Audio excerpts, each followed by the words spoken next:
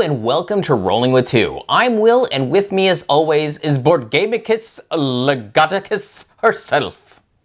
Sarah? Because it's like, get a board game, get a kiss, Boardgamicus. Okay. Yes, and it's Roman. And today we're doing a two-player perspective and accessibility for Hadrian's Wall. Sarah, tell us a bit about this game. All right, Hadrian's Wall is a draw and write game where players take on the role of a Roman general in charge of constructing a mile castle and bordering wall. Over 6 rounds, players will construct their fort and wall, man the defenses against the Picts, and attract civilians by expanding the city.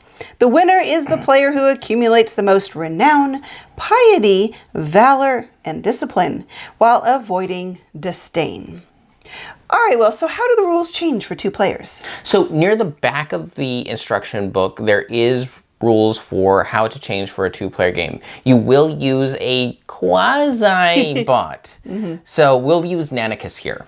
So you'll grab a whole nother set of cards. One of the key components for every player is having a deck of cards. And during each round, you'll draw 2, choose 1 for a goal and 1 for trading opportunities. It's the trading opportunities that you really care about because that's where the slight player interaction takes place. So from Nanicus, you can look at his card and choose to scout, where you're sending a soldier, using a Tetris-like piece to fill in your scouting area. Or you're trading with a resource, a brick-type shape, to get a numbered resource that's located on his card. That's all you use his card for. Now, the rules itself say at the end, when it comes time for the Picts to attack you, you also will look at those resources, both soldiers and the resource bricks. That got left on the card. That left on Nanicus's card, and add additional attacks. Most players don't like that. Yeah, most people I've talked to don't do that, or they just don't even use the bot player at all. Right. So we did do a possible change that if you want a more dynamic game, here's one way you can change it up to make it happen. Otherwise, you ran across a very interesting option that another player suggested, where if you're going to use Nanicus's card, well, just give the resources to the other player, because that's how it actually works. Even in a 2-player game, you could always use the other player's Tetris shape or their resource. And that's what we ended up doing most of the time. Yes. So Nanicus can be a factor or not. It all depends how you house rule it. Agreed. All right. So talking about a 2-player experience, the kind of only issue we found is the game is still multiplayer solitaire for the most part. The slight player interaction with the Tetris scouting and the trading doesn't really happen all that often because it's one of several options of things you can do in the game when there are a lot of things to do in the game. Yeah, I would say the structure of the game is kind of like a tree where everybody starts out with some basic stuff, but then it immediately starts branching out. So you're not going to follow every sort of branch. You could completely disregard the scouting. You could completely disregard the market. Right. You could, in your game or in the game, nobody at the table does either of them. Yes. So therefore, that possible player interaction just doesn't happen. Right. And even when it does, you give the resource to the other player, they get to do a thing.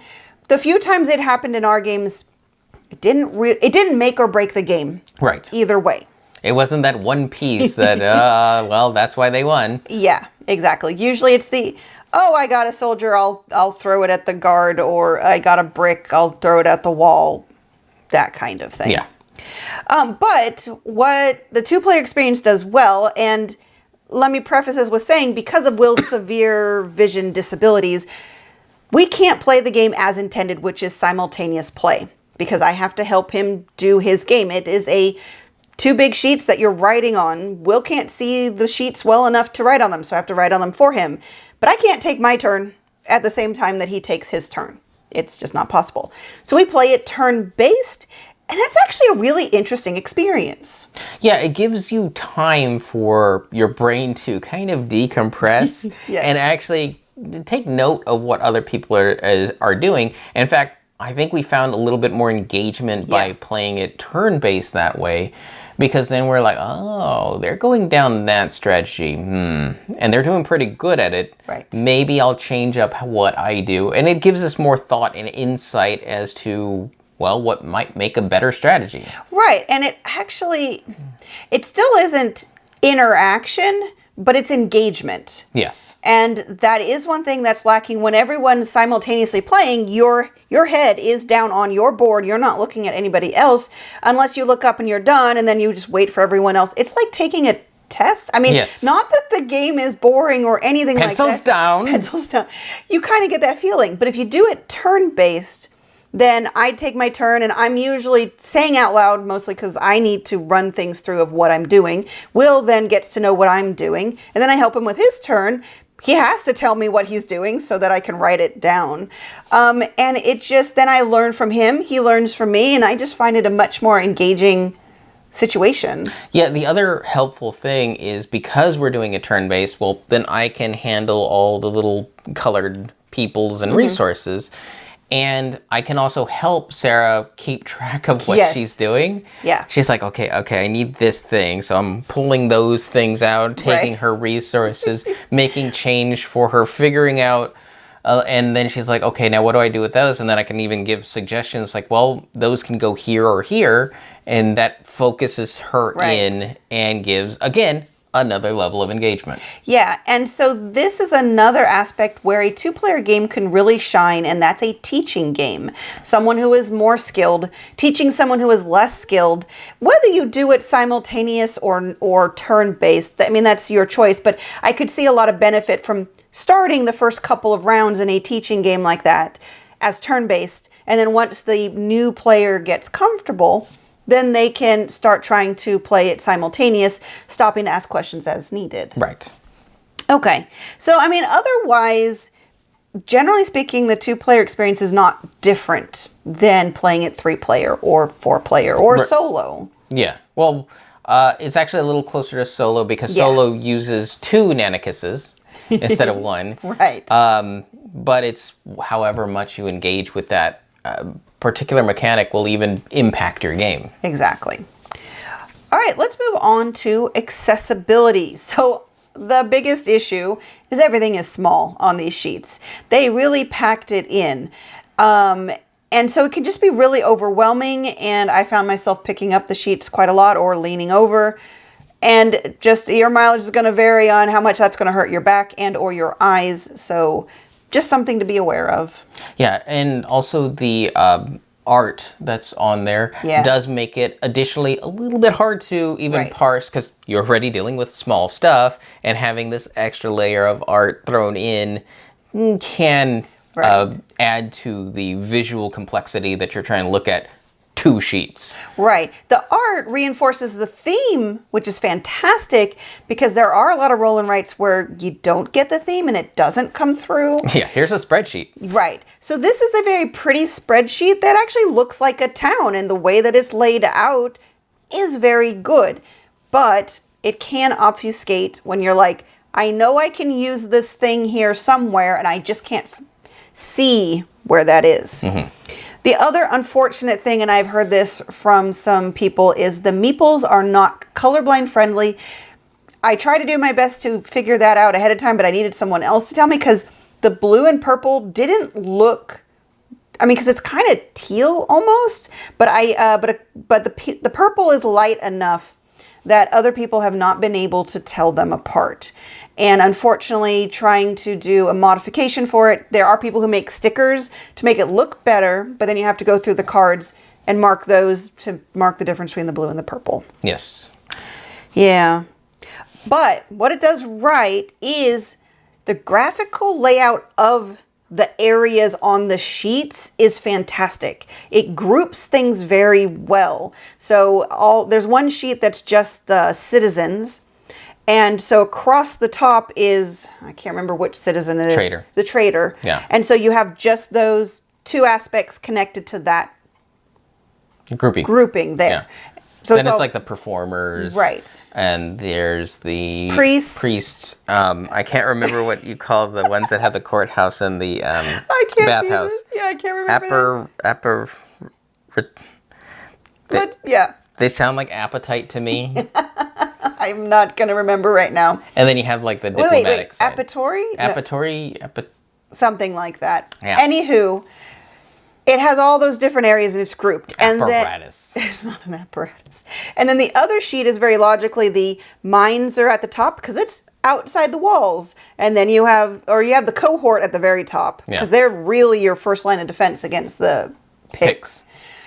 Anyways, it's all organized very well. The wall, the fort, and everything, all your buildings and stuff. So it's very well organized. Just some conflicts sometimes with the art, but the graphical layout is great. On top of that, the rules are presented very well. It flows through and it goes step by step through each of the sheets logically from top to bottom. It's fantastic. It's one of the best rule books I've read for something this complex. Yeah, if anything, we were a little baffled because it's like, and look to here for a change in order to make it easier. And Sarah's going to that page and she's like, it's not here. It's not here. And it was only because it was in the big block of text. It wasn't its own header. Yeah, that was, I think, one issue. Yes. Right. But it was on that page. It was on that page. I was just scanning for a header or at least a separate paragraph about whatever it was. And it wasn't there. But it was on that page once we got to that page. I will say that is probably a thing that might intimidate people is just how much is to take in. Because there's a lot you can do. And honestly, when you get to playing the game, you'll be surprised how not difficult it is. Yeah. Because everything does lead into other things. It's just knowing all the different nuances is really tough. The first playthrough. Yeah, so there there probably will be some initial cognitive overload learning the rules, learning the game, because there is a lot going on.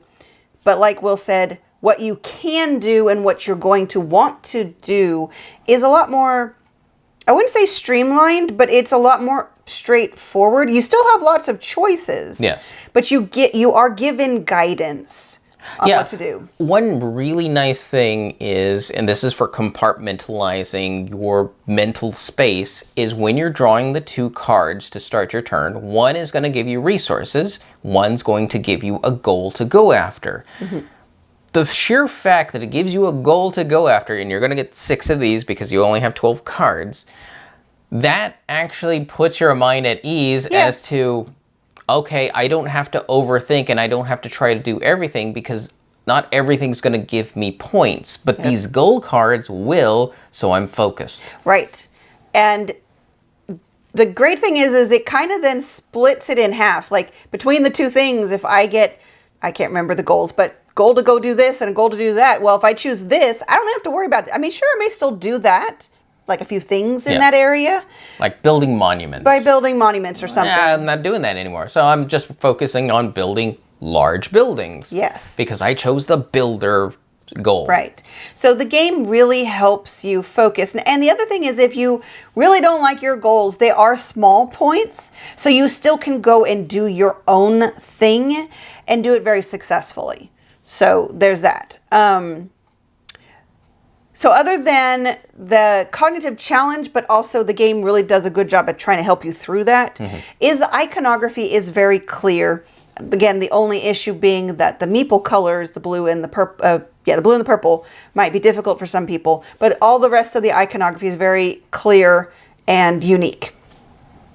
Okay, I think that's everything. All right. So Conclusion for 2 players. Yes, I would recommend this for 2 players. Yes, I think this is a fantastic game. We like the big crunchy games where you're writing on sheets. And this one not only does that, but I feel gives a good thematic connectivity to thoughts and ideas that are happening. Right. And if you don't like the little weird bot thing, you don't really, I never felt you really needed it, and there's plenty of variants out there. You don't like Nanicus? I like Nanicus. I don't like... Nanicus wants to kill you with picks. Yeah, that's the problem. I don't like that he opens the door for the picks to come in. He's a very friendly Nanicus. Very. All right. Accessibility. For accessibility, mostly yes.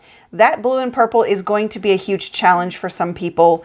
Like I said, there's mods where you can get stickers, but you might still have to modify the sheets and or the cards. So it's going to take a little bit of work if you're having issues with the blue and purple.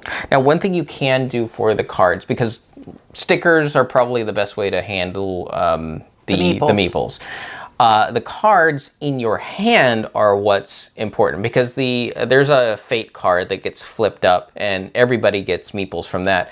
Those are always in the same order. So if you know what order they come in, you'll know, well, those are going to be the blue ones, those are going to be the purple ones, yellow and black.